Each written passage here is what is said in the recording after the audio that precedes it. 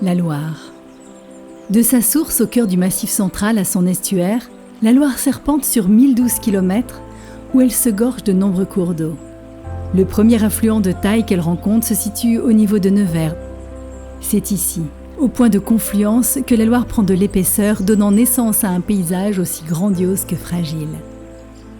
La Loire et ses affluents constituent un réservoir exceptionnel de biodiversité.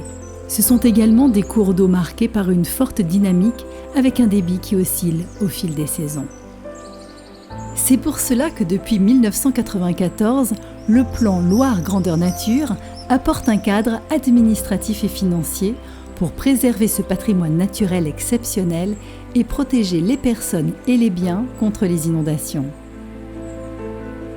Nous sommes sur le site du Bec d'Allier. Il faut savoir que ces fleuves ont encore un fonctionnement naturel. Et en période de crue, le fleuve vient taper sur les rives, il vient prendre du sable, il l'emmène, il va le déposer ailleurs. Ces déplacements de matériaux vont permettre de créer des milieux, d'en assécher aussi, de créer ce qu'on appelle des annexes hydrauliques, des petites zones humides qui sont liées au fleuve. On a aussi tous les milieux ouverts, donc les prairies, les pelouses. Et puis on a tous les milieux type buissons jusqu'aux forêts alluviales qui sont aujourd'hui très présentes sur les bords de Loire et d'Allier. Quand arrive le printemps, on est tous à attendre le retour des sternes. On a du guépier, on a des falaises d'érosion. Ce patrimoine naturel de la Loire est au cœur des orientations stratégiques du plan Loire Grandeur Nature et des préoccupations de tous les gestionnaires qui œuvrent en synergie pour protéger ces milieux spécifiques.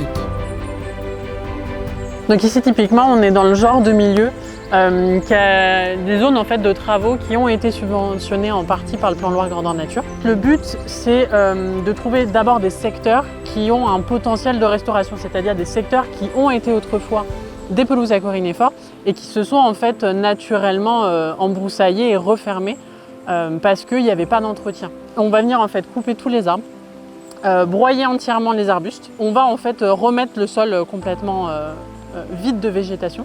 Il va falloir faire attention de ne pas les laisser se refermer. C'est pour ça qu'en général on met en place du pâturage. Ici on est sur 80 hectares. C'est monstrueux, on ne se rend pas compte, mais pour un petit troupeau, entre guillemets, c'est beaucoup de travail. Donc on va venir la seconder occasionnellement, d'année en année. Ça peut être fait également par la DDT qui vient nous aider sur ce secteur-là. L'État a investi 140 000 € pour réouvrir les milieux autour du Bec d'Allier. On a souhaité mettre en place une cogestion entre le Conservatoire des espaces naturels, l'État propriétaire des sites et la collectivité pour avoir une gestion de ce site qui soit la meilleure et qui puisse satisfaire aux différents usages et aux différentes problématiques des acteurs.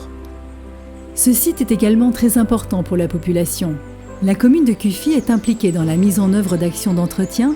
Ainsi, bien qu'elle garde l'image d'un fleuve sauvage, la Loire a été intimement liée à l'histoire des hommes et le reste encore aujourd'hui. Le plan Loire Grandeur Nature permet de mettre en place des actions concertées et efficaces entre tous les acteurs. L'espace naturel sensible qui a été créé en 2018 par l'installation de panneaux signalétiques et de mâts de jalonnement, financés par le conseil départemental, permet la découverte de ce site par différentes activités qu'il y a tout au long du parcours.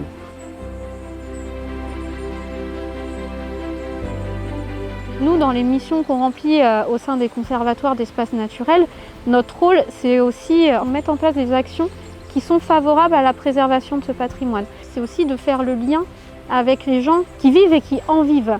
Parce qu'on a des agriculteurs, on a des gens qui louent des canoës, on a des élus, on a des habitants. Et en fin de compte, on se rend compte quand on discute avec les gens que chacun à sa manière est attaché à tout ou partie de ce qui fait cette nature. Donc que ce soit un paysage, que ce soit la faune, que ce soit la flore, que ce soit une activité. Chacun à sa manière a un lien avec ce patrimoine.